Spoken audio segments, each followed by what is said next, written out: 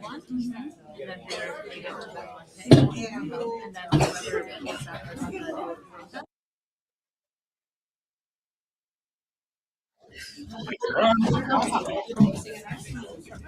Hi, everybody.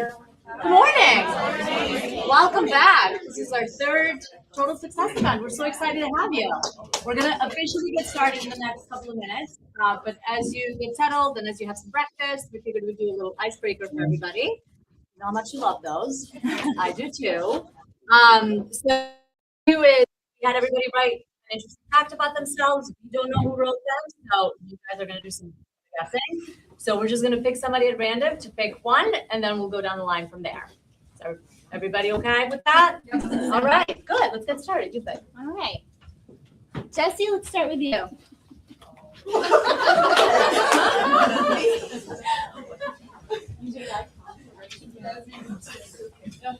I had hip surgery at 16 years old. Oh, I'm going to go out on a limb here. Live? Whoa. Wait, is that true? Yeah. Yes. Wow. No, I feel like we need context, but maybe that's for a different meeting. Yeah, you I can't ride a bike. I can't ride a bike is the next one. Who can't ride a bike? I can ride a bike. Over there. Alex. Oh. Ashley's surprised there's a bike up front. We're going to teach it today. So get ready.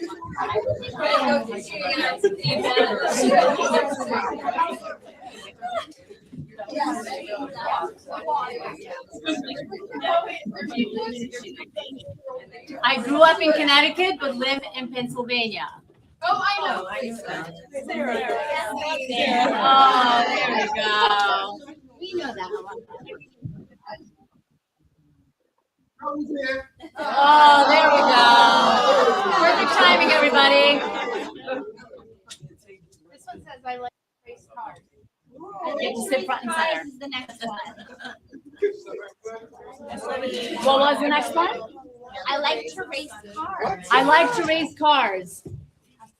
Oh. That's a hard one. And I'm like totally stereotyping too. Okay, who would get that? I shouldn't, but I am. I know. Not today, guys. Not today. All right, who likes to race cars? No, that no. Oh, cool. Marissa. That's really cool. Marissa, what do you like? That's awesome. Everyone hear that? I met Hotel Roan pre-fame. Sorry. Oh, Chapel. Oh, Chapel Roan? Chapel Roan. I don't know, guys. Pink Pony Club. Celine Dion's still a thing? I met her pre-fame. Melissa Murray. No. She's like, no. Oh, left out the twist. Can't fit there. Esther? No.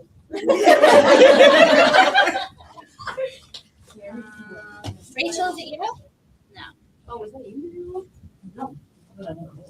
I couldn't even say her name. I'm going with Bridget. Mel? Who is that? All right. I put it right in circle. You were so right. We're going to do a few more, and then we'll give everybody a couple minutes and we'll get started.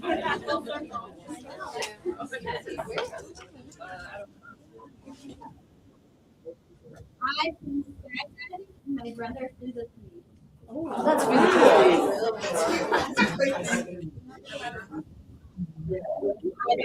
cool. Zero down.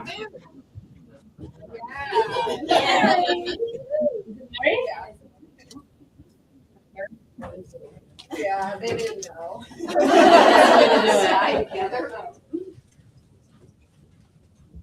My family shows horses. Oh, I know who that is. I know who that is. Kelly? Oh, very cool. And this is why I didn't put an interesting fact in there, because it would have been like, you know, I like red. Not the greatest. Yeah, I have 3 kids. This month marks my first anniversary at. Oh, boy. This month marks my 1-year anniversary at Total.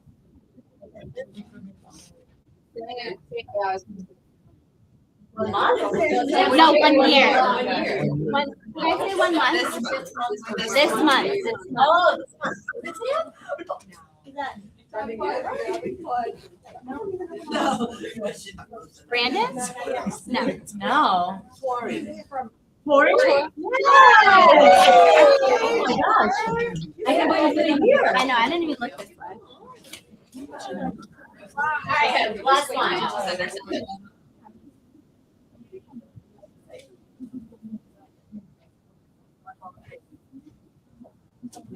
Oh, Mel. Yes? I don't know. Oh. I did so. I know that. I got so excited. Oh my God. Ash.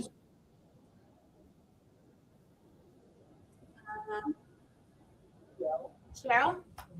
Oh, there we go. All right. We learned so much today. Thank you.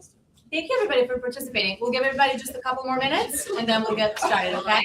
Thank you.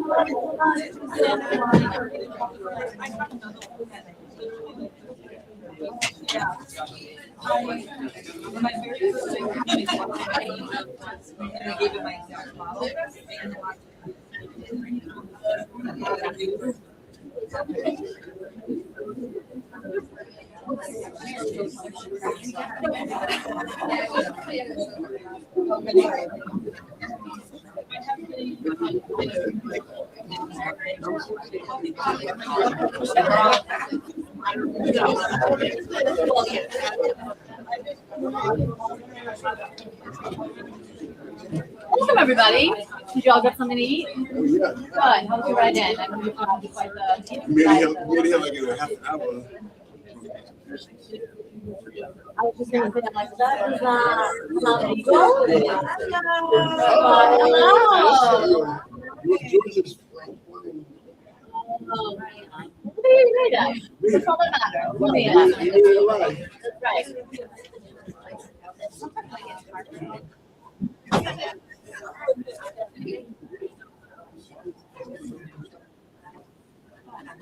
Hi, Al.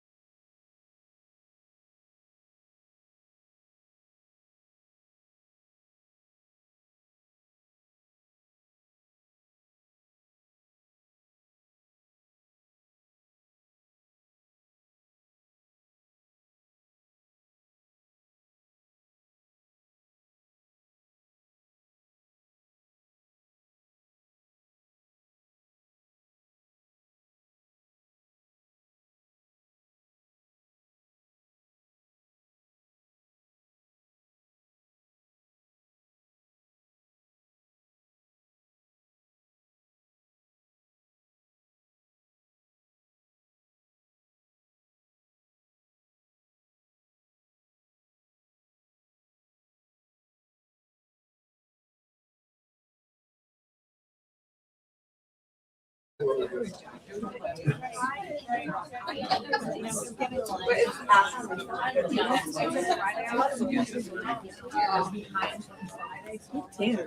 I? I just said to Ali, I lost my tan. I started using a new primer. Nice job.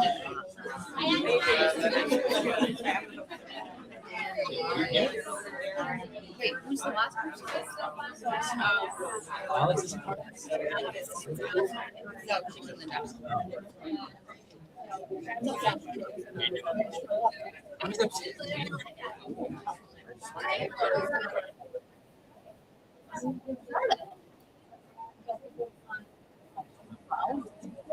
What's up, Ollie?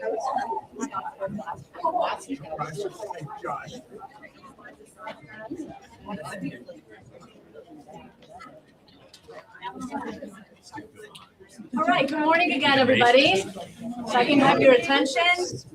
I'd like to officially now welcome you to our third Total Success event. We're so excited you're here. As you know, we try to change it up every year and kind of do something different. This way, we can just improve every year. So if you have any feedback for us at the end of this event, please do reach out.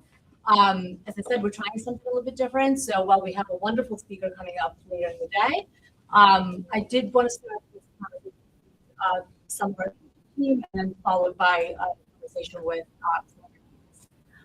so we're going to jump right into it. I think I'll need an introduction, but I'm happy to introduce them. I'm joined by Julie Carlo, our Chief Operating Officer. Good morning. Josh King, our Chief Technology Officer. Matt Geary, our Director of Operations. And Melissa Egan, our Chief Risk Officer.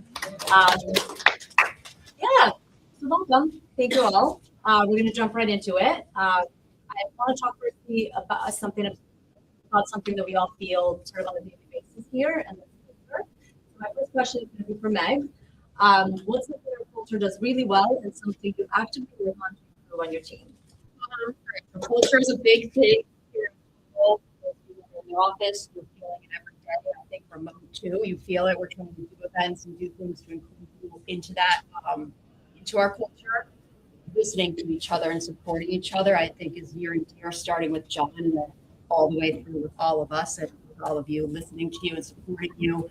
If you have questions or feedback, suggestions, we can hear about it and try to implement, what we can is important.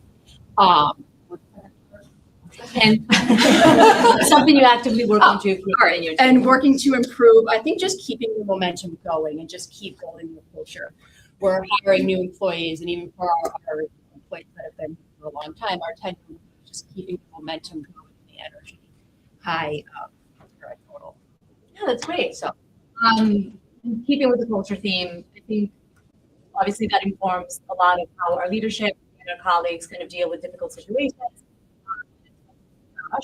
How would you put some of the value get stressful or difficult? Yeah, for us, we have so many layers of automations, and when things get stressful, it's typically because something's breaking. Like right now, we log into Teams, we walk in, and all the desks be like, "Hey." Not a ton of offline work for my team. So, in our role, risk with a mistake that's been made before, and that was very stressful. And so you try to manage your emotions, maybe do some cursing on the inside, but on the outside, you want your team members to respond positively. And nobody wants to be yelled at. Nobody wants to be berated. You can do business that way, but it's going to be toxic, a lot of turnover. We're trying to get with everybody here. We want everyone to be a 20-year or 30-year lifer at Total Mortgage, right? We want everyone to be in the Total Mortgage Hall of Fame.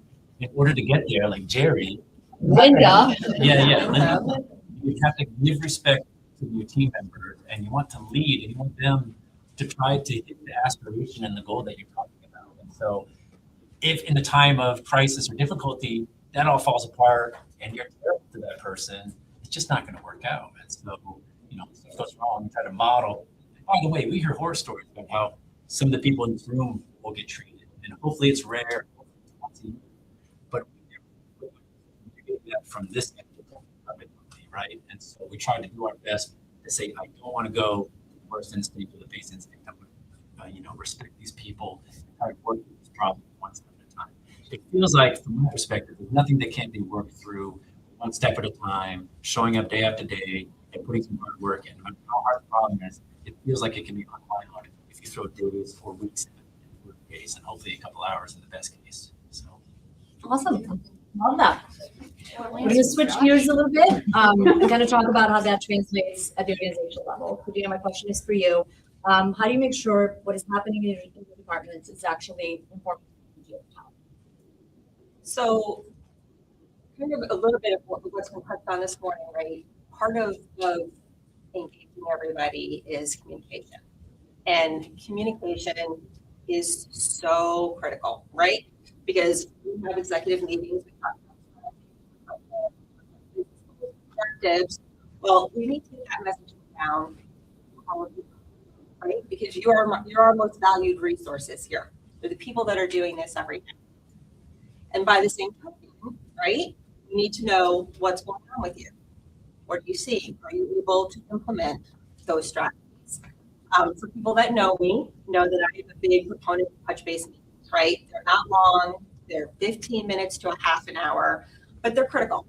And it's a way for managers to kind of inform what's going on, right? It's a way for me to inform managers as to what we're thinking of at an executive level, what needs to be aligned. And it's ways for managers in their touch bases with you to provide that information, right? So it's an opportunity to reassess, to evaluate what's working well, what needs to maybe be adjusted a little bit, and where it falls within the framework of our larger global objective. So that to me is the most important way to make sure that that information flow is going back and forth, right? It's flowing between executive management and all of you. Because if we don't do that, right, everybody needs to be informed as to what's going on, what's working, what isn't working, and how are we all working together to achieve the objectives of the company as a whole. Communicate. I'm going to say, can you describe what operating success looks like to you? Sure. So for right, companies have a purpose. We all work towards that same end of how each department plays a role in getting there is different, but the objective is the same. And in an ideal situation, the situation that we try to strive for is that all of you, no matter what you do within the company, right, that all of you recognize that everything that you do every day leads to the success of the company. Every role you play is pivotal to what it is that we're doing. And it's not only what you're doing, it's understanding what everybody else is doing. And to me, companies that are operationally successful are those where successes are shared, failures, which are also critical to your successes, are shared, right? Where every team member is recognized as being a crucial component to the success of that company. And that everyone recognizes that, respects one another, and appreciates what everybody else does. Because everybody's important. Everyone, regardless of your role, contributes to the success of the company. And we wouldn't be where we were without all of you and everything that you do every day. It's never one area, one department, one team, one manager, one branch, everyone. And that's what operational success looks like. It's everybody understands a level of ownership for success. There's a level of accountability for success, right? And there's a level of respect for one another. And that everything that happens every day is to achieve common, which makes it success and makes it thrive year over year. So you're a huge resource and you're so important to everything that we do every day. Please don't lose sight of that.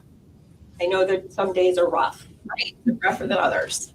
But just know that we recognize how important and how critical all of you are to the success of the company. Echo that more. So, actually staying in that vein, Mel, I'm actually going to come to you. I think it's pertinent. I want to talk about how strong underwriting impacts customer experience, but not just underwriting for department operations as a whole. How does that, in turn, working together, does impact customer experience? Strong underwriting department, right? So we hire for experience. We also hire for adaptability and flexibility. So in underwriting, it's a lot of what's on here, but everybody has a piece in it. So open communication between underwriters and sales and processing is key. When you have strong underwriters that are fast, right? You're delivering fast turn time. Of course, makes everybody's life easier, right? It makes the customer, not only the borrower happy, but all of the referral partners and all the partners that we work with on a day-to-day basis. So we need contingency, meeting closing dates. Strong underwriting also, when we hire, explore flexibility and adaptability to new technology. Total IQ is a perfect example. If you have strong people with an operations with open minds, willing to adapt, willing to not be stuck in your way, that's a win-win, right? Also having management that's approachable, underwriting department that's approachable, so we can all communicate and communicate both ways. So if we don't have people that are approachable, have humility too, because there are times where we're both going to be wrong. Right? Ops is going to be wrong, sales is going to be wrong, but how do we work together and have that humility and flexibility to get that for closing too? In fact. Talking about new technology, come back to you. What's an unconventional idea that your team has tried and that actually worked? Yeah, our team gets a lot of creative leeway, try different things. Probably 10 to 20% of our efforts are R&D efforts. That it's okay if it fails, because we're going to learn what are the ones that we can do, what's feasible. When you see amazing technologies, can we put that into practice here? Tremendous talk about AI right now. And so a lot of that marketing, sales, and fluff, and you can stand up a pilot for AI and make it look like it's doing something, but can you tie it in to your business? Well, like 80% of these AI projects are more scaffolding that can do one thing and show well for a marketing piece, but isn't really impacting the bottom line, isn't helping the business achieve their goals because it's not tied into their back office, like this and instant compensate and all the things that make us run this very sophisticated company. We have a tremendous number of vendors, integrations, and departments that have to be tied together. And so we have to be a little bit discerning. Can an AI project stood up? Yes. Everyone ooh and ah? Yes. It's going to help Cheryl do her job better. Anyone in these departments do their job better? I'm not so sure. And so some of the things that we've tried recently, we got sick of Mortgage Flex, which was our interim servicing vendor. And we said it's taking us 2 to 3 days and 3 departments to get 100 invoices out. Why don't we do this better?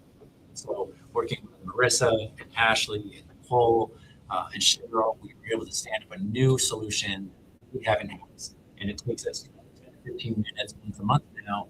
Everything goes well. That's kind of what we wanted through some automation and some hard work. So things like that, it was not necessarily unconventional to build our own, because internally here, we always want to build everything ourselves. The hard part is saying no. A lot of times I'm saying no to people. Alex has an idea every single day, and I have to say no. Bad guy. But eventually, the best ideas percolate back to me multiple times, and we start executing on those. And so right now, we're trying to replace a FICO scoring model with our own TM score. We're running that on leads every day, and that's to save us money. We pay the new credit vendor cost increases $20 per lead to get a single bureau soft pull done on our borrowers. That's what we've been doing for 5 years successfully. But as the vendor costs are going up, we have to look at something new. So TM, using all the same modeling and the same rules and the same inspections and the credit report, looking at the liabilities and coming up with a score and putting a confidence interval there. And that score is going to loan officers. And they'll say the TM score is 698. We think that's within the range of, say, 640 to 720, and we give it a 60% confidence score. in the best case, we're giving an 80 to 85% confidence score. So a loan officer can see that score. If they're confused on it, they'll give our department a call because we haven't really done the communication because we mostly done the modeling. Saying, hey, we're just trying to give you a $2.50 no score report from the bureau. And we can scale that across every loan in the company if it opens as well. And then the LO says, okay, so it's in a given language. And so we're getting closer to the truth and we're saving tremendous money. It's something we can scale across leads and loans. And so that's the progress for it. It's not necessarily finished, but it's showing fruits of labor are coming out.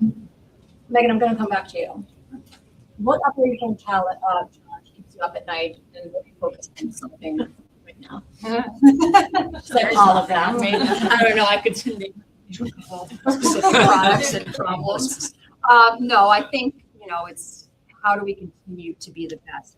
Everyone here talked about technology a little bit and AI, and how do we continue at Total to use that and not be outpaced by a competitor? And we have such a good, I think, advantage now with Total IQ and how we're using that with sales through some of our ops teams and continuing to grow that in the whole package.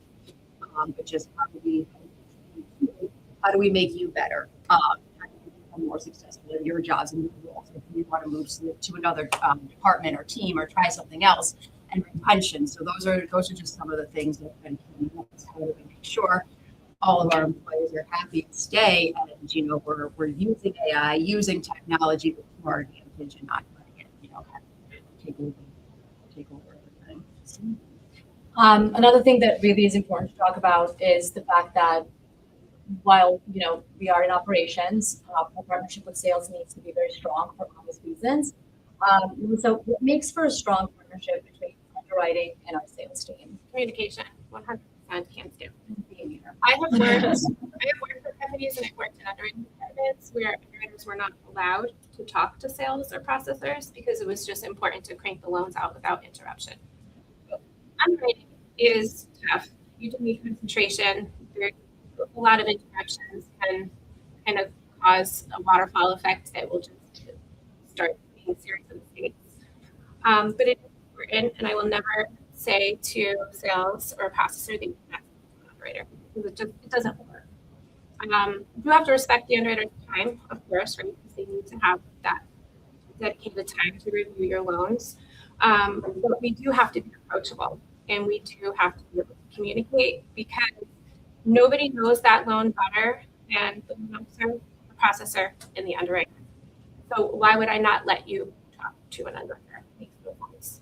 So, so we touched on it before, the mutual respect, to know that you respect each other's time, you respect each other's opinions, being flexible, being able to pivot when things aren't working, or maybe you got that guideline wrong, or you put that condition on wrong, or the loan officer provided the wrong document, processor provided the wrong document, to be able to talk and work it out and not have to go above to management to kind of work around an underwriter or a loan officer. It's so important to me. I always want to give an underwriter and an ops person the opportunity to solve that problem with each other, with the loan officer, the processor, and the underwriter before the manager has to step in. And of course, management also is very approachable here where if it does get to that point, we can absolutely go there. But I just think having that mutual respect, having that communication approachability between especially sales processing and writing is critical. Great. I do have one last question for all of you. So I'm alive. I'll start this way I can give you time to think. But if there's one thing everybody in this room or in the live stream can do starting tomorrow to drive better operational success, what would that be? And I can tell you from my perspective, I try to have a rule and don't always follow it, but I do have a rule when I'm in the office that if it's a question that can be easily asked via Teams, I make a point not to do that. I make a point and I say that because there's a lot of value to having FaceTime with your coworkers. So I certainly encourage you all to do that. I think the more communication between your teams and other departments, the better. And I do the same with meetings. If I'm in the office and someone's here, I will not make sure I'm in someone's office. I think it's imperative. And building those relationships with your team members. I will tell you, people will 100% do things for you and with you when you've got some relationship with them. So I'd highly encourage you to do that. I agree. I agree with that wholeheartedly. Right? Don't be afraid to reach out. The other part of that that I would say is important is to recognize that you have a voice. If you are feeling something is working, if you have a great idea about something, if you through the course of your day realizing that there's something that could be done a little bit differently, say something. Bring it up with your manager, right? If you're having your one-on-ones with your managers, that's a perfect opportunity to do it. Reach out to Meg, reach out to Melissa, reach out to me, reach out to whomever. Just know that we value your input. You are doing this. You see it, any of us see it in the business. And your opinion matters. Your ideas matter. Contribute to this. So don't ever feel that your opinion's not valued, or someone's just going to dismiss something because you're processing or you're closing or you're marketing. We welcome it. We welcome the feedback. It may not always happen, but we always welcome the input, and we'll always recognize that that input's valuable. So please don't think that you can't. Always remember that you are a very big part of what makes us who we are. What was it? Operational I'm so excellence. happy. Operational excellence. Correct. If anybody could do one thing quickly, I what think, could it be? yeah, ability to share your ideas at any of these social gathering, mixers, trivia night. If you've got an idea or something that's driving you crazy, talk to the people around you, and they probably have something like that, or have an idea from their experience, your shared experience. And so sharing those ideas and communication, underlying theme here. So, what clicks and distractions and or bottlenecks do you have in your career that drive you crazy? How you do 3 different vendor portals to get one thing done? That's the sort of thing that we stop doing with logins and credentials and lockouts, and that takes up so much time in your day. So each of our departments, will be focusing intensively this year on trying to get you to do higher level things and getting the clicks and the dragging and the e-folder out of your life if we can, right? And so each of these things is a challenge for our departments. Maybe not so much marketing, which thankfully is spared from Encompass, but Encompass is, it's a drag right now. We're trying to move Encompass when we're going to public department. We're going to take pipeline views and make them task oriented, right? So you can worry less about a pipeline that's highlighted in yellow, orange, green, and more about what are the tasks that I have to do today. And it's 8 tasks rather than 3 to 7 pipeline views that you're worried about. And that's a better use of your time, and it's a more targeted and specific set of things to get done in a shorter time period. That's better for everybody, better for the company, and more importantly, better for you and your sanity. And you can be thinking about things that benefit the company strategically rather than waiting for 2 simultaneous Encompass instances. Yeah, just making your life fun. So, yeah, automations. Love automation. Good answer, Josh. My answer is maybe not something that new to do, but to continue to do, because everyone in this room on the call does it. But to continue to take pride in your work and realize, kind of echo what was set up here, but to realize what you do, no matter how big or how small, does make an impact, makes an impact on the company, but it also makes an impact to the borrower. Mel mentioned the referral agents, to the loan officers. So just continue to take pride in your work and know that what you're doing makes an impact. My suggestion is be curious. I think that if you're in a department and you work closely with another department, you really understand maybe what they do or why they do what they do. Approach someone in that department and say, can I watch you do something? Can I sit with you? So we were just on the President's Club trip and I said to Katie Goldfarb, I'd really like to know more about secondary. I'd like to sit and watch you sell some loans one day you're in the office. So we're going to do that next time she comes in. So just be curious, because your department it affects the next department and you don't know why you're doing what you're doing, then you can be effective to a point, but how are you going to take it to the next level if you don't understand why? So be curious. And I think everyone here is approachable. And if you want to know a little bit more about underwriting, come talk to me. You know, processing, med, closing team, IT job. Well said. Well, thank you all. Really appreciate it. And I was going to stay put. Our next panel is going to get started in like 30 seconds. Thank you.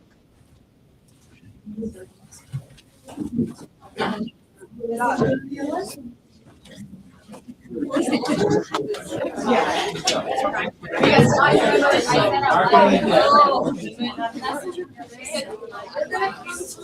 think we're gonna be here exactly at 10:30. 10:30 or less. Yeah.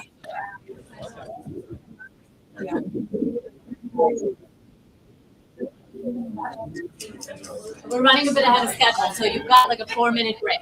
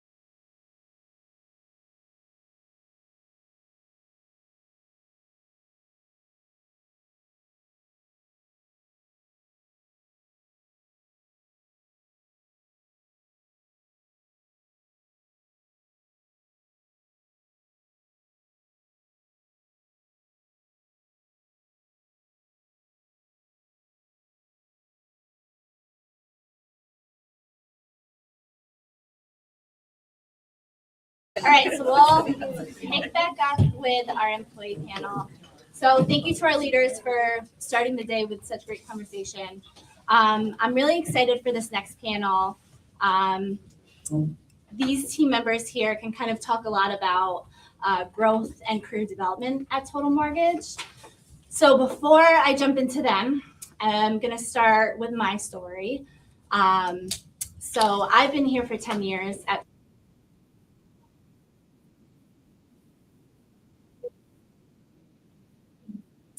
face to customers, ordering office supplies, but also making weekly runs to the liquor store, taking cars to be washed. I don't know if that was in the job description, but that's what we did.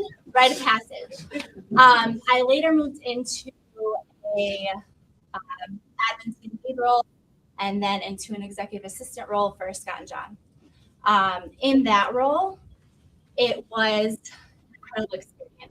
Such great exposure to the ins and outs of the business, being involved in leadership meetings, managing calendars, branches, as well as, just making sure the executives kind of moved on with their day, all of that stuff. But my experience, it allowed me to wear many hats here, and allowed me to grow professionally in those roles. So now, obviously, I'm in HR, and I do my best to proudly support all of you. So that's my little career path here. So I'm going to turn it over to our panelists here. Again, I don't think anyone needs any introduction, but we have Alex Galetti, our VP of Business Development, Kristen Gordon, Chief Financial Officer, and then Sherry, our compensation analyst. So while Chris Affinito will make his debut as well at some point, we'll wait for him and ask his questions later on. So Kristen, I'm going to start with you. Was there a mentor, manager, or colleague who made significant difference in your work? Yeah, so when I first started, actually, it was Jerry that really taught me everything that I learned about mortgage business. He was Jerry Tracy. That's what Jerry understands. I think we all know how incredibly Jerry is. Some Americans that I know about mortgages and servicing, and the other person was Jerry, my first person that I managed. So she taught me a lot about management, how to get people to where they want to be, and meeting their goals and all that kind of stuff. So that's probably my first mentors. Yeah, it's great to hear how people that are still at the company have influenced the position that you're now. Yeah. Alex, I'm going to move over to you. Was there ever a moment of self-doubt about whether you belonged in a more senior role, and how did you push through? Definitely. I don't think there was self-doubt that I had in myself about the role, but I think there was doubt in how others would perceive me in the role with my age and not knowing much about my background, because I was kind of behind the scenes before I stepped up in the role, working with just a few branches. So I kind of had doubt in how can I, come to work and not here to help everyone and to help the company. So there was some doubt in that, and I think I pushed through by just showing up, positive energy, and building a marketing team that supports that energy, and being around everyone else and kind of showing everyone that no matter what your age is, and if you show up to work and you bring positivity around, and you are around people, you want to create a space where everyone wants to be positive too, that you can push through it. Take it to the big. Positive energy. Yeah. Sherry, looking back, what skill, technical or interpersonal, made the biggest difference in your life?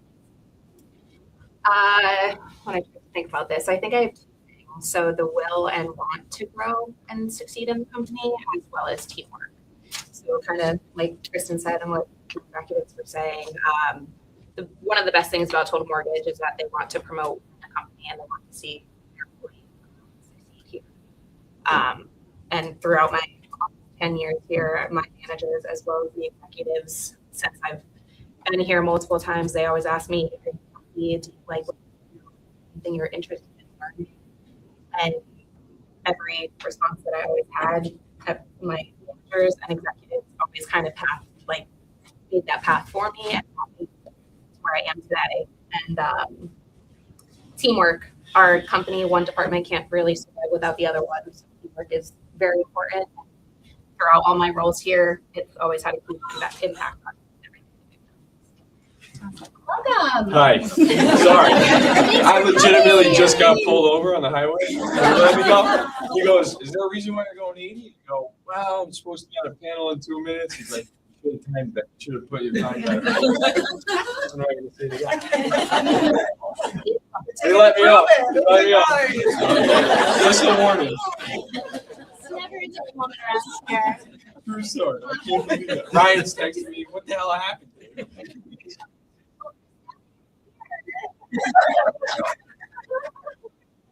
Jump in. What was the moment you first thought I could build a career here? Was there a certain experience or person that triggered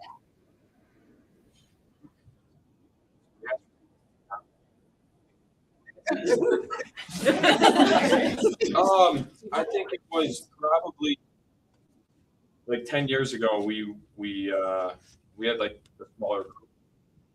The sales floor was over by like John's office over there.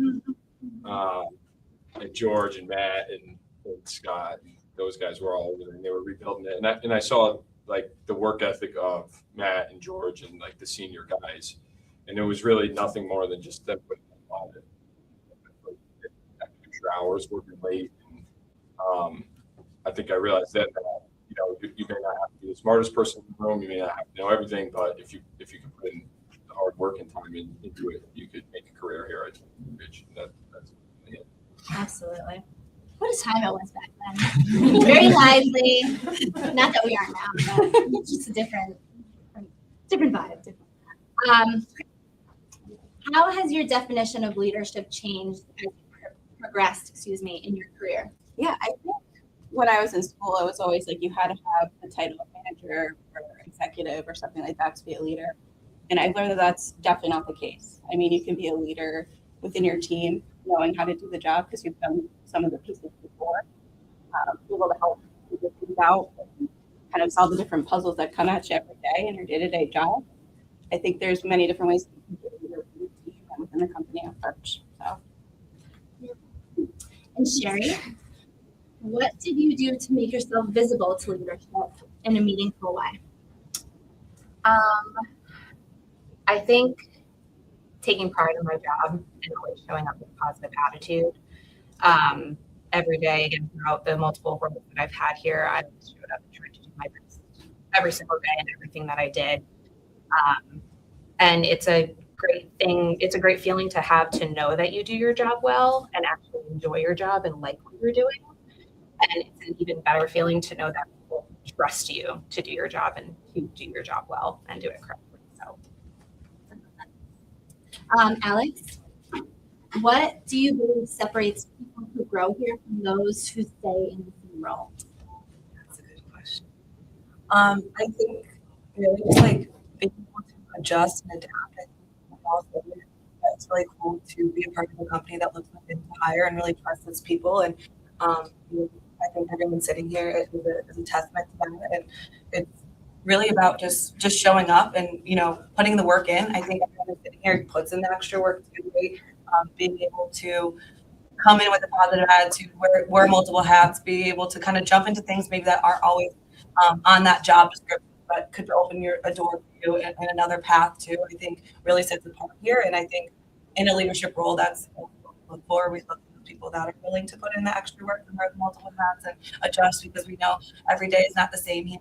Being able to come with an attitude and make work exciting. There's some stat I saw on TikTok one time, and I can't remember exactly, but I think it says you spend like 70% or more time with. So being able to enjoy who you're working with is really important. And I know that in order to want to grow here and to those steps, you got to want to be the people that we want to be around too. So coming with a positive attitude, I think is really important. Absolutely. And I don't know that stat, so don't quote me, but I think it was 70-something% or something. That sounds about right. Yeah. And then with Matt, if you could go back and give your entry self one piece of advice, what would Probably talk to as many people as possible that work here and get to know everybody. You know, I feel like that's something that we all could do, and that really that's what builds on the culture. You know, I felt like I've done a good job of getting to know everybody, but even more so, get to know every person, what their role is, what they do, how you could help them. You know, how you could do your job better to help those people. I think that's probably what I would go back and tell myself.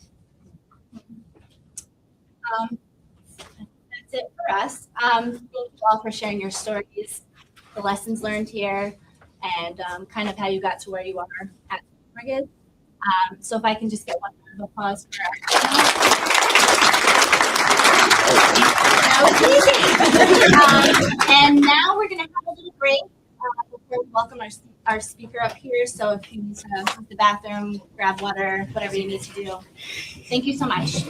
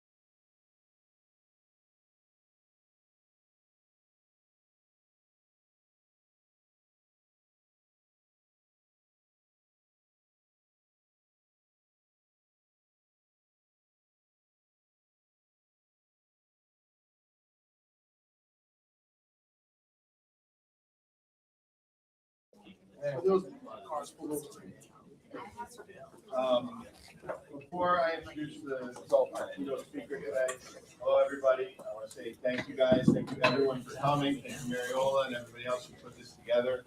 You guys are obviously the whole key to our success. Everyone and people on the video, like, you know, what we do, what we've accomplished in the last, 5 or 10 years to transform the company. First of all, Vanessa was, an executive assistant for me for years. She was exceptional. So she tells her story to the group. She got a lot of experience, and also was very instrumental in forming were, which a lot of ways are short. That we are now, which is kind of radically different. Yeah. But what we do, what we and Sherry was on that panel, Kristen, Antonino, and Alex, and their stories are all the same. They worked hard, they worked their asses off, and just took on whatever they had to take on. And they were always, willing to take things and do it again, to the next level. So that's the story of everyone here. That's why we've been able to do this. So putting this together for you guys, so we can show our appreciation for what you guys do and to us, and I appreciate you coming and taking part. So now I'm going to introduce a good friend of mine who I actually met about 4 or 5 years ago. And all I knew was what I had seen on the news about him, the former Major League Baseball player, and the story. And the story is far more than just, being good at sports and baseball. We do play basketball now. He's still a really, really good athlete, much faster and better than me. But, he's an exceptional person. He's very caring. He fits in well with this group and our company because he really is a lot of community, a lot of his time. And so his story is tremendous. He spoke at the Civil Summit. Some of you heard it. Mariola asked him back because it's just a great inspirational talk.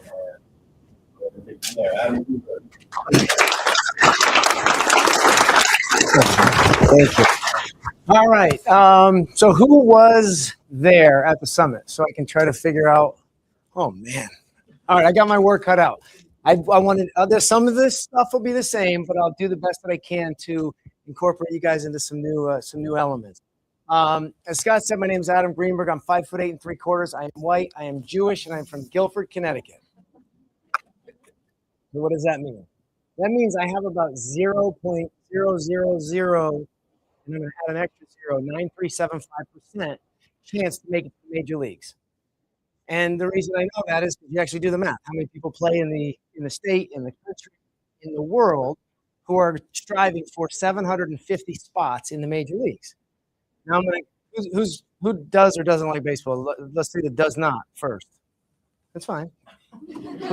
Okay, so I'll do the best that I can to bring. No, it's no big. I got to make sure I can connect with you. Let's say double, triple, home run. I'll explain what that means. Okay. My point is, with 750 spots in the major leagues, there's half of the team are pitcher. Now, again, you can see how tall I am. Most of you are basically at my eye height, and you're sitting down. I was never going to be a major league pitcher. So you could take half of that and say it's 375. And then you keep going and say, well, I'm probably never going to be a catcher. I'm not going to be a third base, first baseman. Then you start going lower and lower. So my chances are to be a major league outfielder, I've got maybe 100, 150 spots in the entire world at any one time to make it.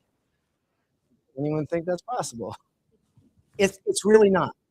But what matters is what you have in here, in your mind, and in your heart, and what your commitment and level of dedication. Why I love being here in front of you guys and why I appreciate coming back is because what they talk about and the panels talked about, no matter how long you've been here, I felt something in the room at the summit with individual conversations that I was having, not just people up on the podium that are either paid to speak well about it, because I'm not paid that well to tell you how good it is, respectfully.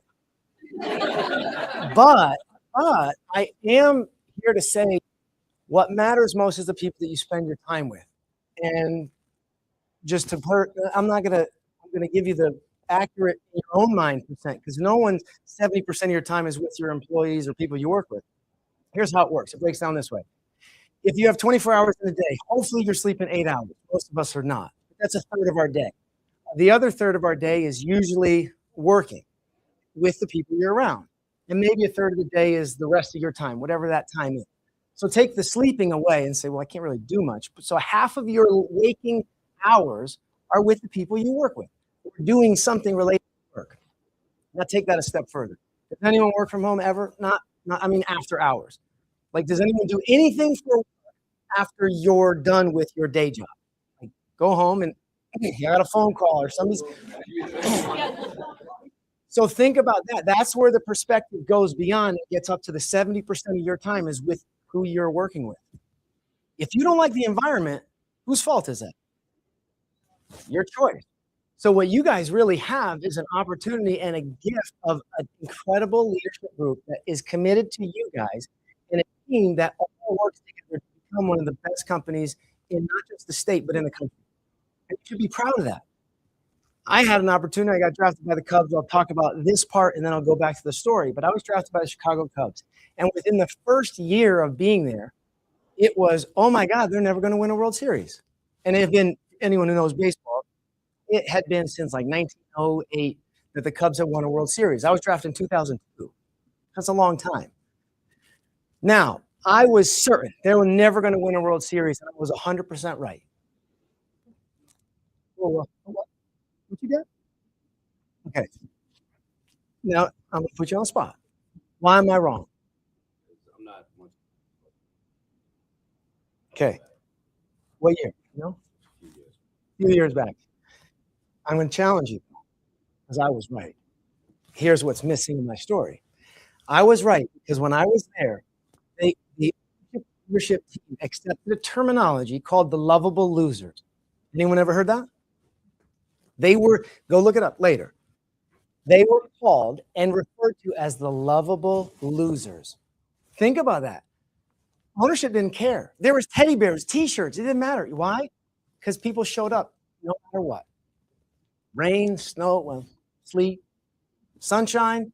It didn't matter. People filled the seats because it was culture. Is what you did. You're in Chicago. You go to Wrigley. You go to the stadium. You go watch the games.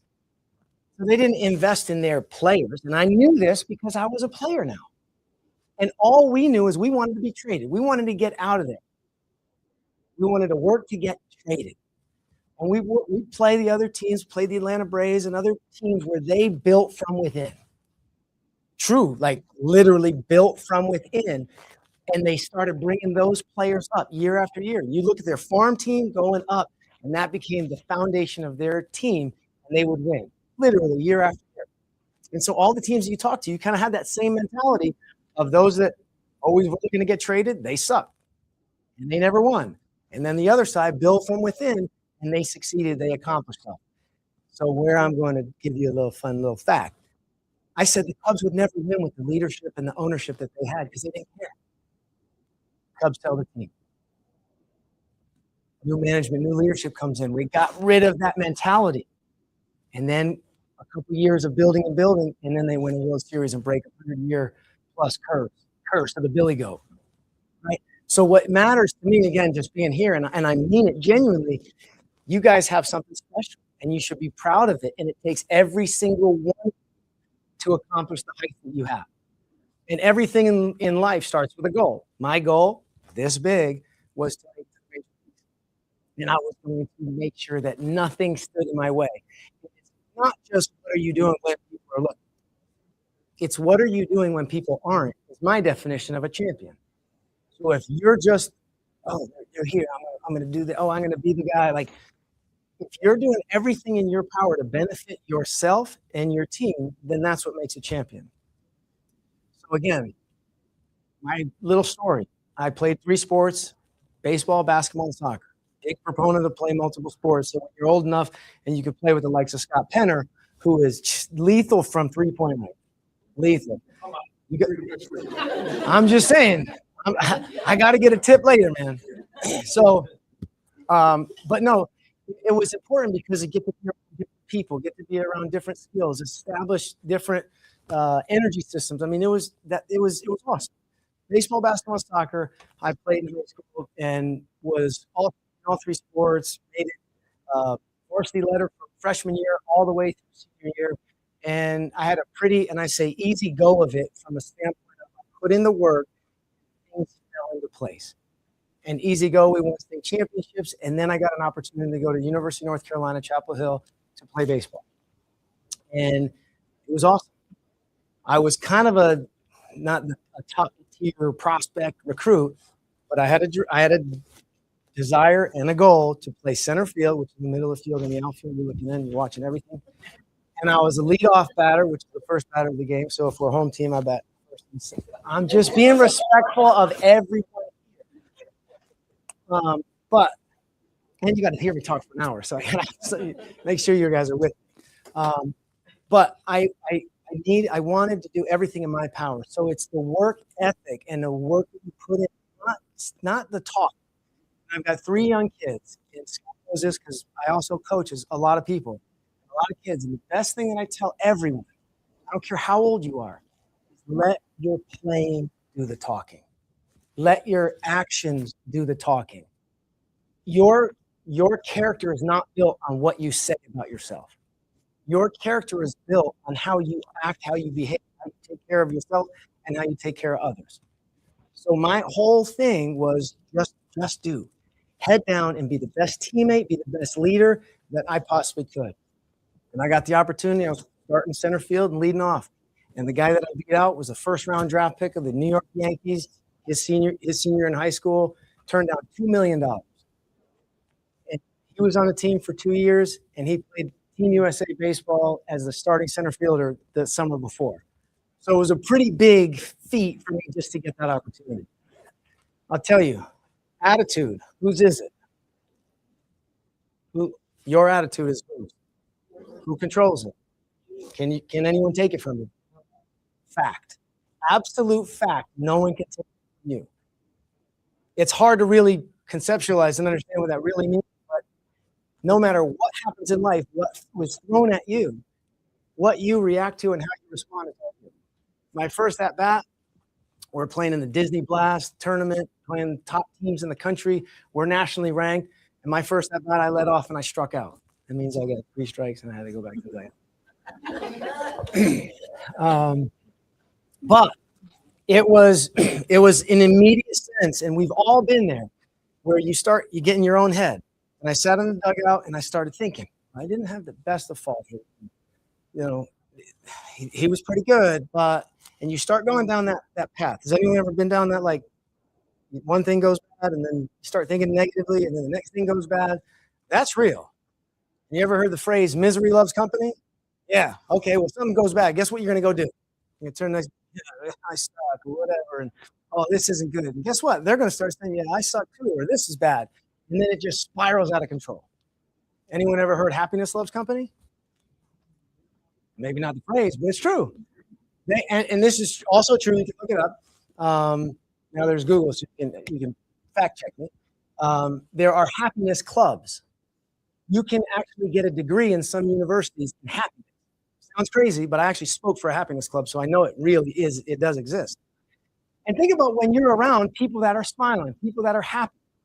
What do you want to do? You want to smile, naturally.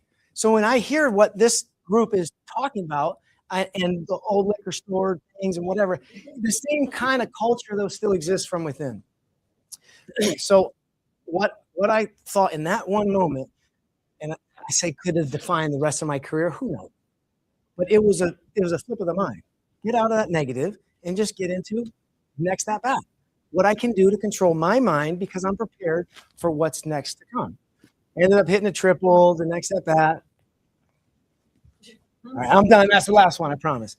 But I hit a triple, and then I ended up going 6 for 12, which is 500 batting average for the rest of the tournament. Made a few diving catches, made all conference or all tournament team, and then I went on a 21-game hitting streak, hit almost 400 for the rest of my freshman year, led the nation in hitting most of the year, ended up with a 386 batting average, which is one of the best. And guess where I'm going? To the major leagues. That was my mind. Like, everything is going, it's tracking, it's right. I'm good, I'm there, and it's going to happen. that end of the season, I get an opportunity to play for Team USA. Anyone heard of the name Mark Teixeira or Mark Pryor or Ryan Howard? Those are some of the best baseball players in history. They were my teammates for Team USA. Pretty awesome. Season ends, summer ends. I come back to the school. I'm working out with a teammate, incoming freshman. We're doing some bench press, decline bench press. I drop the 2 dumbbells in between 2 other dumbbells. I smash my 2 fingers, and they're dangling from my hand. Yeah, it was gross. I put my hand in my chest, and I had a pool of blood in the coach, and he thought I got shot. Literally thought that I was shot. Didn't know where I came from or what had happened. We go to the emergency room. Doctor comes out, and all I hear is my coach, and like in and out of it. He's like, he tells the doctor, "Hey, this was rookie of the year at the conference. You got to save his finger."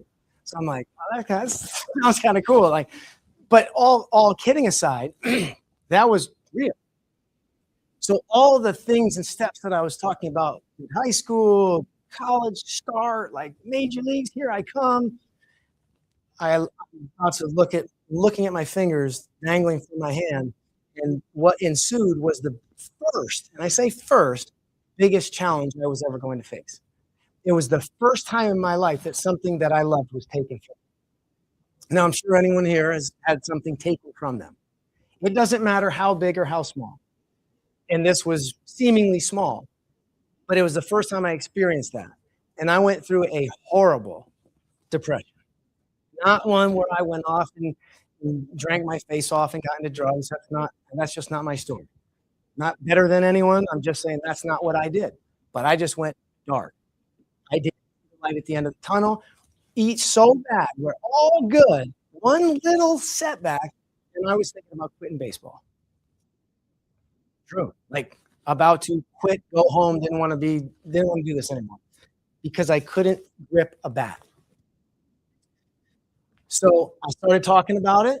I started getting it out, getting my feelings out, getting my emotions out, realized I wasn't actually eating either. Like I was completely consumed and worked through that and ad nauseum, finger exercises, had 3 or 4 surgeries. And for the first time, and what really was the problem was not just not playing, but not being allowed to go out and play and having to watch.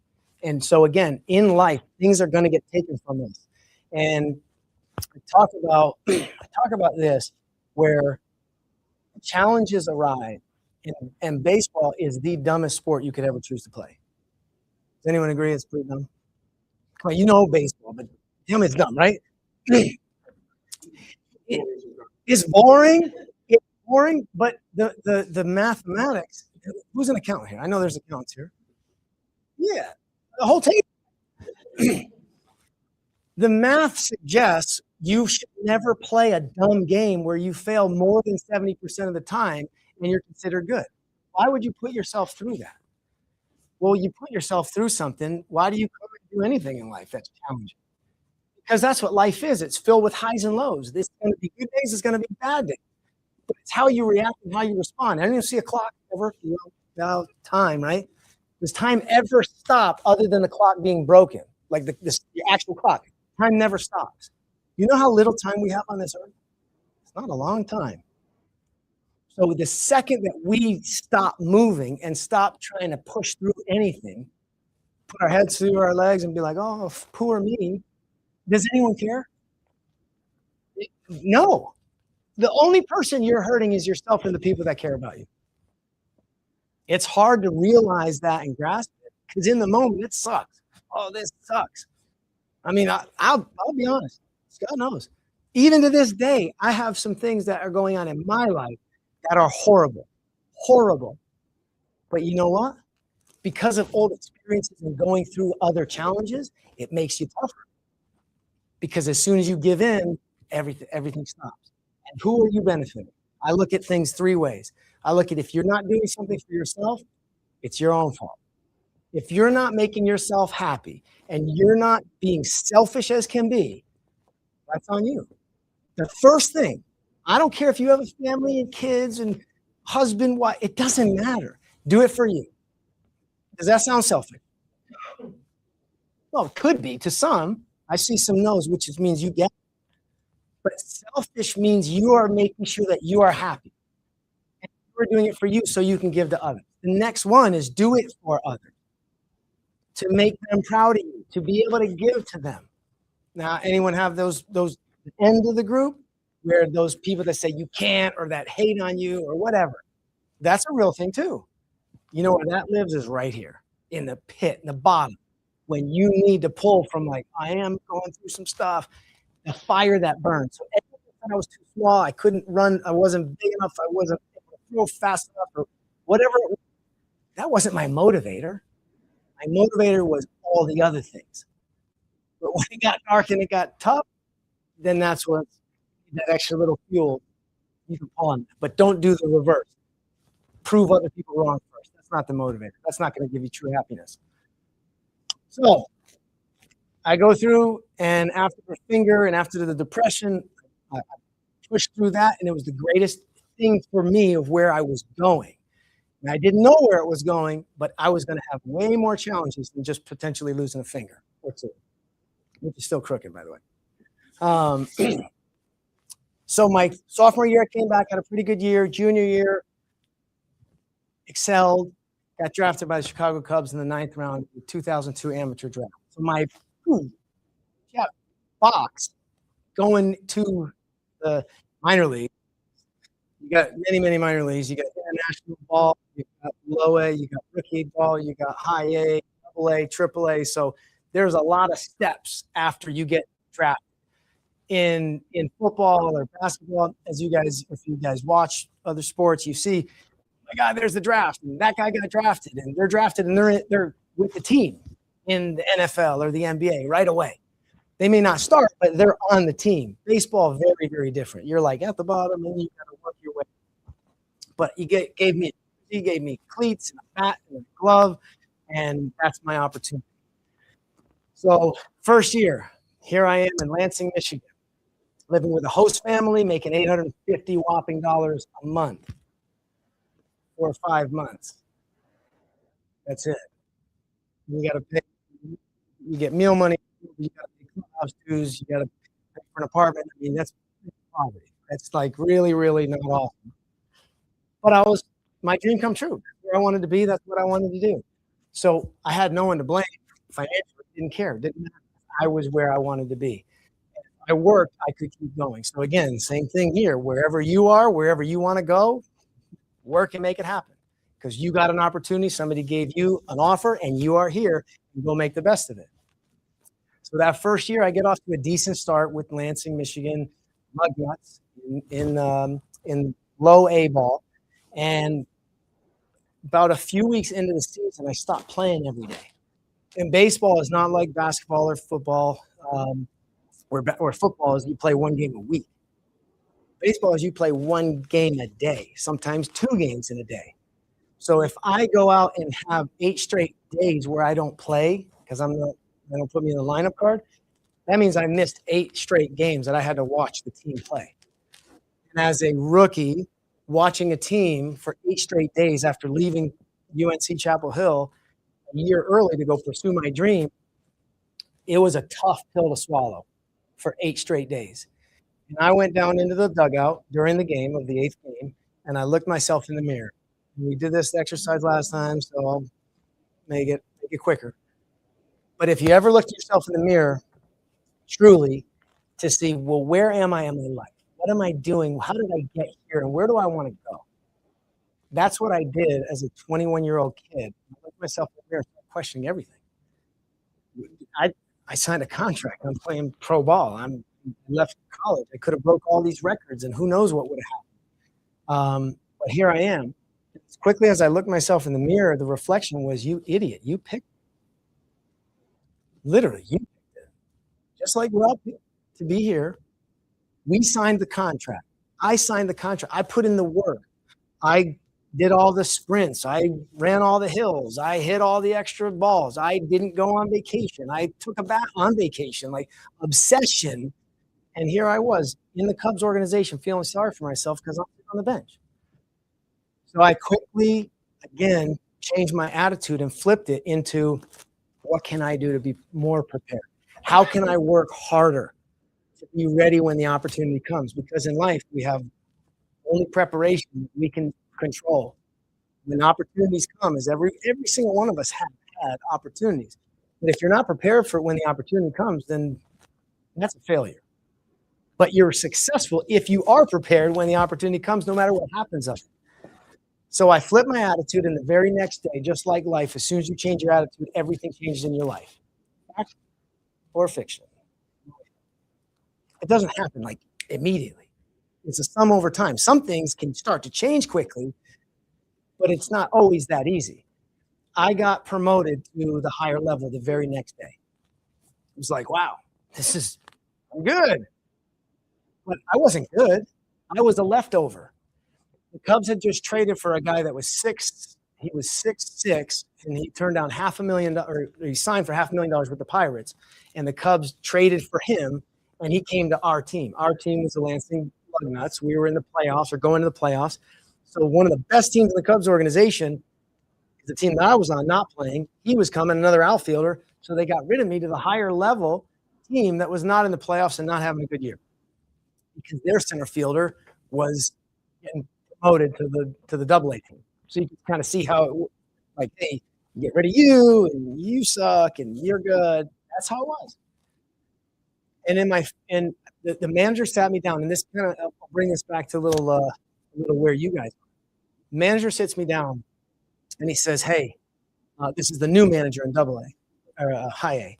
He sits me down, he says, Adam, I want you to show up on time. I want you to play hard. I want you to bunt when you want, hit when you want, steal when you want. Just play hard, and we won't have a problem. And what that was an environment of freedom, an environment to go be who I was and go play. And again, that's all leadership. Because the other managers were like, you can't steal. Oh, don't do this. Don't do that. And it was like playing in shackles. Like, this sucks. Like, not fun. So when I got that opportunity in my fifth game, fifth or sixth, I don't remember exactly. We were in Daytona, Florida, and the same brass, we call them our management for the Cubs, the organization, outfield roving instructor, infield roving instructor, national cross checker, this scout, that scout. They were all at that game for some reason that night. I didn't even realize that. When my first at bat, I'm playing center field, and I lead off. And we're the home team, so it was the bottom of the first. I hit a home run, first at bat in the game. Second at bat was in the second inning. I hit a ball off the left center field wall for a triple. Third inning, I don't bat. We're playing the Mets organization, by the way. The third inning, I don't bat. In the fourth inning, I get up, lead off the bunt base hit down the third baseline. And then in the bottom of the fourth, I get up, hit a ball off the right center field wall. The coach holds the guy at third base in front of me. I'm standing on second base with a double. Anyone want to tell me what that is? That wasn't at the other speech? It is a cycle. It is a single, double, triple, home run in the same game. But the cool thing for me is it was in the first 4 innings of the game, which at that moment was the fastest recorded professional baseball cycle in the history of professional baseball. What was even cooler is 6 days before, I was what's called a suspect. A suspect means you suck. Like, it's not hard. Like, you suck, and a prospect is somebody who is good. And in 2.5 hours, I ended up going 5 for 6 for the game, hit for the cycle in 4 innings, with 3 diving catches in the outfield, stole a couple bases, scored a bunch of runs, and I went from a suspect to a prospect in 2.5 hours. Same guy. So my point is preparation, mental and physical, plus opportunity, which you guys all have here, equals success. And do it what you will. Want to, choose to, it's your choice. And it's all about us controlling our own attitude. So I was going places again. Here I go. I finished, I think it was about 380 something again that year for the Cubs High A team in Daytona. I proceeded the next year to come back, lead the team in hitting for Daytona. Came back again the third year. Actually, I missed something the off season of the first year. I tore my wrist lifting weights again, dumbass. Popped the TFCC ligament in my wrist, had surgery all off season, came back, did all my exercises, made sure that I wasn't going to have the same depression that I went through before. So I was prepared for the next injury. And I ended up having a good year, led the team in hitting, came back the following year, started the same team, watched the guys that got paid more money keep getting promoted, and I wasn't. And the first game of the year, I slid over a bat at home plate because the kid didn't move it. I slammed on the bat, ended up with a nasty hematoma, got infected, had to go to Chicago, ended up having a severe infection to the point they thought I was going to die. Same thing, didn't matter. I had my leg drained every day after the game, and I led the team in hitting that year because of commitment to doesn't matter what happens, what gets in my way. I looked at life totally different. There's going to be speed bumps along the way, and if we look at a speed bump as something I just got to get over versus a roadblock that I can't make it through, that's our choice. So all this wonderful stuff, I get an opportunity to go to Arizona Fall League, have a great fall league. Now I'm playing. Now it's like the best of the best of the minor leaguers. It was in Arizona during the off season, and then I get the opportunity to get called to Major League Spring Training. At that point, yes, the likes of Sammy Sosa, Moises Alou, Kerry Wood, Mark Pryor, like this is like these are the dudes. Like this is. I got to go to some of the spring training games and get called up, but now I was one of the guys. I had a locker, and I ended up hitting 500 during. It was not a lot of at-bats. It might have been 4, and I got 2 hits, but whatever. I can say I hit 500. But it was I got the chance to go and be in front of those guys, and so now I'll fast forward to where my life really changed, and I know we're all in this team environment. Right?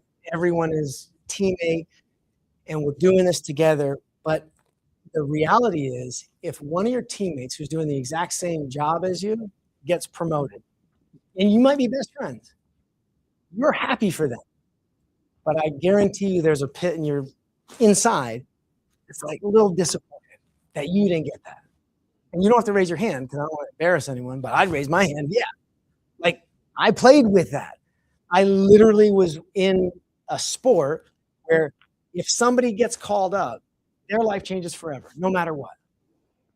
Number one, they go from $850 or $1,000 a month for 5 months to a $300,000, $400,000, $500,000 salary immediately. And they become one of the very select few people in the world that have ever gotten a chance to play Major League Baseball. What I got was an opportunity where one of my teammates, very same time, we were in Sevierville, Tennessee, and we didn't play that game because the coach knew something was going on. We were in AA. Coach knew something was going on, and after the Cubs got beat, this is true because I brought the Braves up earlier. The Braves had called up all their players that we were playing against in AA, so they had a lot of the young guys, and we all knew that was going to be the case because that's how they built it. They won World Series after World Series. So we were watching. The Cubs literally did not bring up position players. They just really didn't. They would trade them and bring in older guys. So this kid named Jeff Francoeur was one of their young studs. And it was a doubleheader. An agent called us because we were in a hotel room together. An agent called and he said, "Hey, listen, you need to root against the Cubs like you've never rooted against them." Now, I grew up a Yankee fan, so I didn't care anyway. And the team that I didn't ever think I was going to play in the major leagues didn't. Okay, I'll root against them. So the first game of the doubleheader, the Cubs lose. And the second game, Jeff Francoeur hits a go-ahead home run in the 8th inning. And this kid, his name is Matt Merton, he's my roommate. We're jumping up with joy. We're high-fiving. We're hugging. We're like, I don't know why we're hugging. It was weird. But not like that. I'm just saying it was weird. But we end up getting a phone call right after that. And it was a dream come true. My manager said, "Hey, put the phone on speakerphone." I put the phone on speaker, and he said, "Hey, listen." And the whole team, they were on the bus driving 15 hours down to Florida, and they left us in the hotel room. And he said, "Hey, I just want you guys to know you guys are getting on the plane tomorrow, and you're going to Florida." And immediately, Matt and I looked at each other like, man, I don't want to go fly to Florida to meet them and just avoid a bus trip. He's like, yeah, you're going to Miami because you're now a member of the Chicago Cubs, and this is your major league call-up for both of you. So the two of us at the exact same moment, now we're able to hug like, man, this is amazing to be able to share something with somebody at the exact same moment where it was so genuine that it wasn't like, okay, you got it and no, you did. It was magical, and I'll cherish that forever and ever. So trajectory there, accomplishment happened. I'm going to the major leagues, and I'm going to be there for the next 10 years of my life. So with that, know what's about to happen. For everyone else, I want you to close your eyes for a second. You can all close your eyes. Just go back in time and maybe do it again, do it a little differently. But seriously, close your eyes and don't fall asleep, please. I want you to go back in time to the best thing that has ever happened to you. And I want you to think about what that thing is, or what it was, and you can recall what it was and what made you feel a certain way, but just hold the feeling of what it was like to have the greatest thing that ever happened to you happen, and just cherish that moment for a second.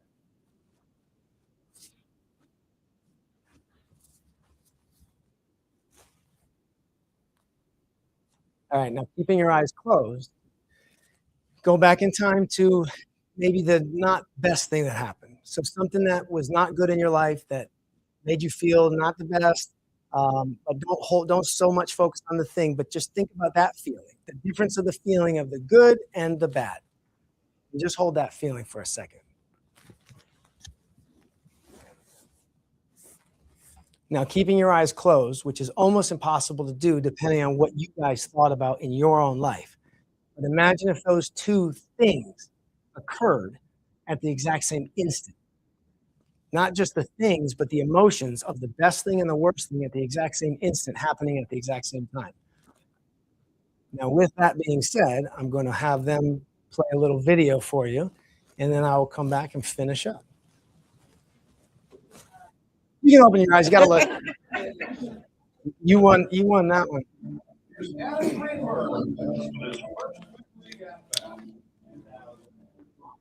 Adam Greenberg was called up with the major league.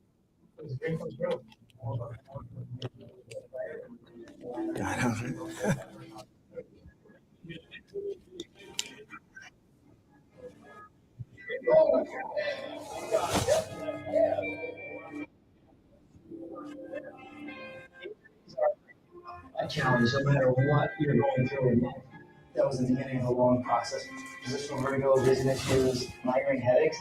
He was out of Major League Baseball, spent 5.5 years battling concussion-like symptoms. He was in the low minor leagues for 3 years, playing for the Bridgeport Bluefish. 2012. Crazy baseball fanatic. Listen, call me and said, I'm going to start a campaign and I'm going to get you back. What was your reaction? Your reaction? On the road in the minor leagues and then been involved for a few years. I've never given up. I put myself and everyone else on the field, and I just need that shot, that chance. The Miami Marlins signed Adam Greenberg for a one-day contract. They didn't have to do it. They didn't owe me a thing. I mean, I broke down. Adam Greenberg gets his money. A standing ovation in Miami. Everybody's looking for a second chance. Whatever your goals are, once you get there, they don't stop.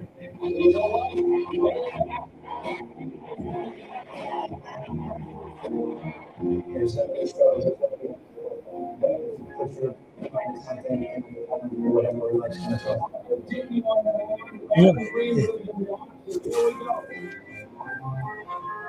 Believe in yourself.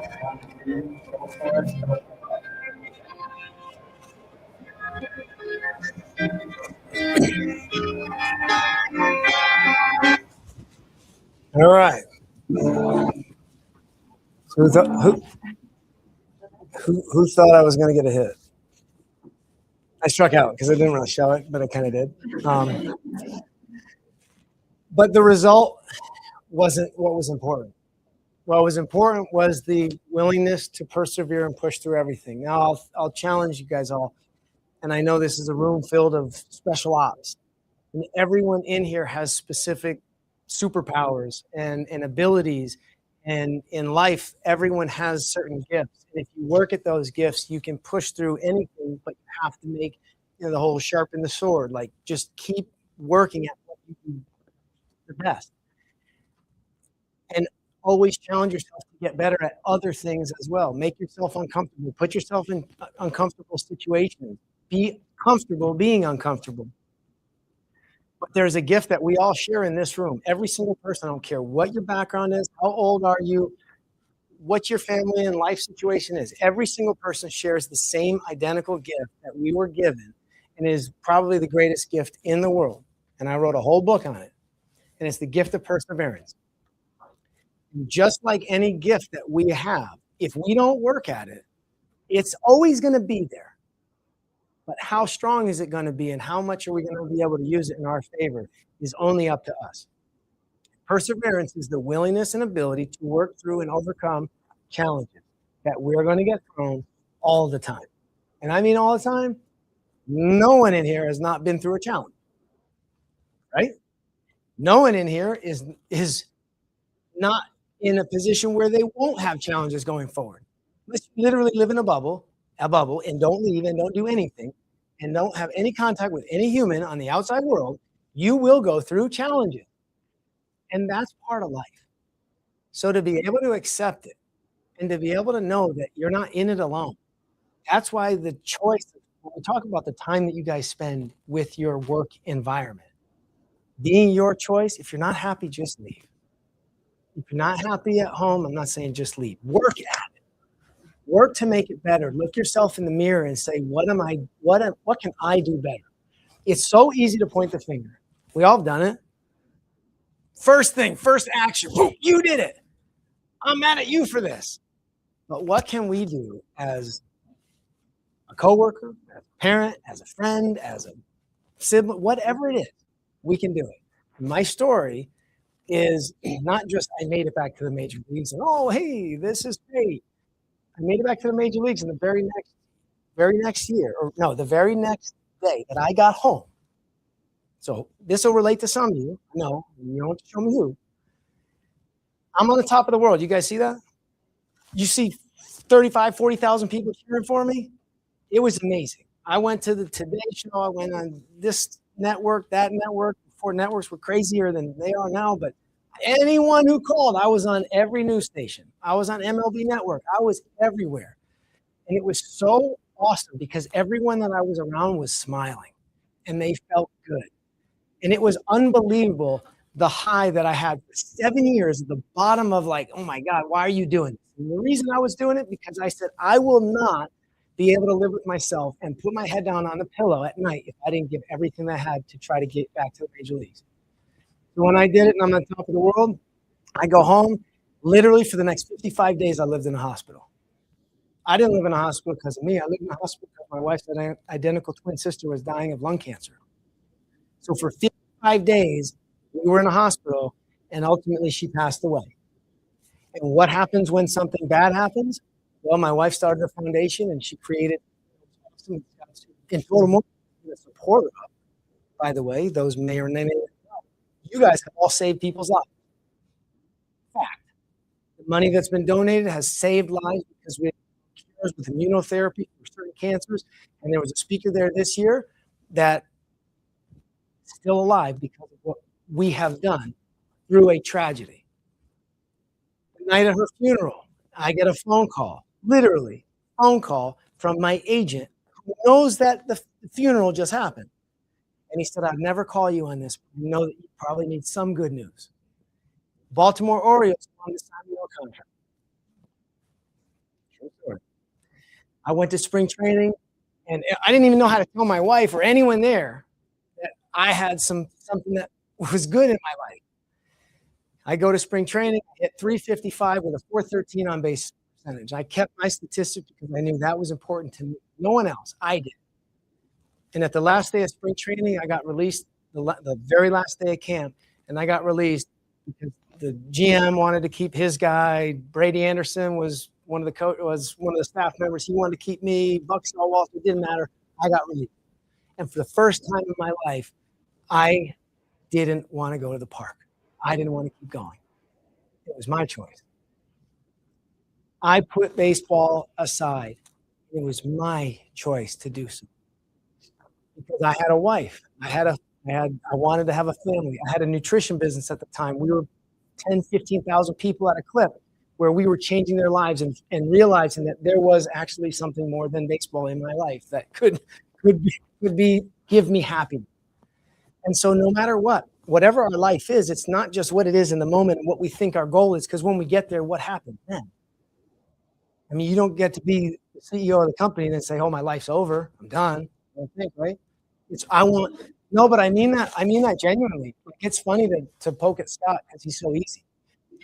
I mean, no, like easy to poke him, like, and box him out. But easy because he's at a top, not the top, because there is no such thing.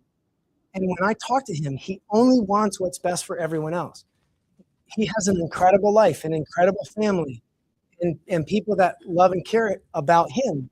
And the reason he has that is because him and John and Af and all these people care so much about him. And it really is important to me when he says, hey, will you come back? It's awesome. And so when I'm talking to you, it's not just to tell a story, because again, I'll say one more thing and you'll be like, this kid's fucking cursed. Sorry. But I did write a book. It's called Get Up, The Art of Perseverance. I wrote it not to, you don't make money writing books, but I wrote it because if I went through what I went through and struggled the way that I did in so many more ways that I'm telling you guys now, and I don't give it back, what the hell was the point? If I don't share it to connect with somebody, what was the point? And so in my book, I talk about two specific kids, one who was going to commit suicide at a young age because he got hit in the head and he couldn't go out and the light was giving him a problem, and the parents wanted me to sign an autograph, and I ended up being like, that's stupid. What's an autograph going to do? So I called him, and we were in contact, and we stayed in touch for years. Not only didn't commit suicide, but he ended up getting a college scholarship. He became a drummer, and he's professional, successful. That's my story, helped one person. Then there was another kid I didn't know, still never met him. He had a metal rod impaled in his freaking head. He wanted to play college basketball. And he saw my story on the Today Show. He was a little kid at the time. And he was like, well, if he can do it, I can. And he ended up getting a college scholarship years and years later. You know, I told you about the story about my wife and twin sister and the lives that have been saved. Everything has an impact on other people. We may or may not even get it. I wrote a book. I'm at Wrigley throwing out the first pitch. I mean, I'm talking 45,000 people or 50,000 people, however many are there. Standing ovation, throwing out the first pitch. And this time, my little guy's there, my son. He's on pitcher's mound with a Cubs jersey since 17. He's got a little bat. And to this day, we still look at those pictures. But when I got into the stands, and I mean, the people were so great to me. And I got a phone call. My son, my best friend who I worked out with, and his kids, one of the kids was missing. And he drowned that day. I'm not trying to be Debbie Downer, but I'm trying to connect with anyone here who's been through stuff, who's been through challenges, and just know that there's always something to keep us moving forward. That it will never end unless we say it does. And as soon as we quit, then we give in. So I share that just to kind of conclude on attitude is our decision. We have a gift of perseverance. We can do anything that we set our hearts and minds to. The people that you surround yourself is your choice and only yours. And if it's not good, figure out, look at within first, and then make whatever changes. But you guys have an incredible company, an incredible group of people around you, and I'm proud to be able to come and share my story and connect on any level. And I hope there's one person this was able to impact. It's not just a yay, rah, rah, like life's going to be wonderful. It's going to be challenging. It's going to be struggles, but don't ever give up and don't ever quit. And thank you so much for your time.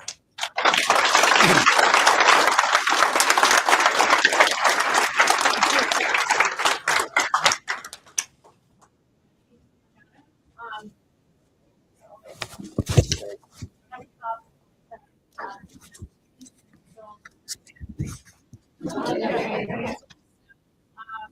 you all for joining us. I really hope you got something out today. By all means, as I mentioned in the beginning, if you do have any feedback on the event, please So we want to improve on it every year. So please do so, and feel free to reach out to myself, to Vanessa, to anybody in our team. We'll gladly take those suggestions. I suspect the taco truck may have been pulled over as well because time. So bear with us.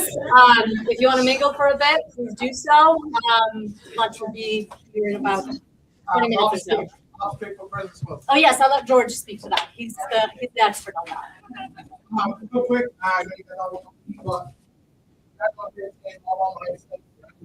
you don't see that skills really drive toward mortgage. A lot of people have a job for the skills, privacy, and you guys are doing.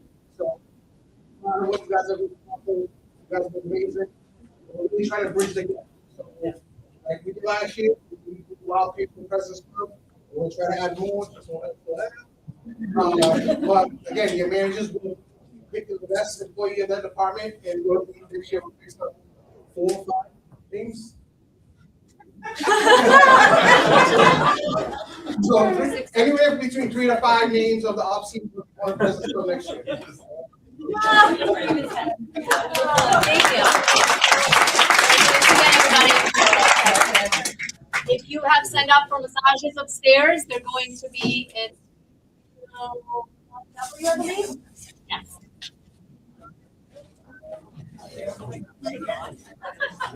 No, they don't. No.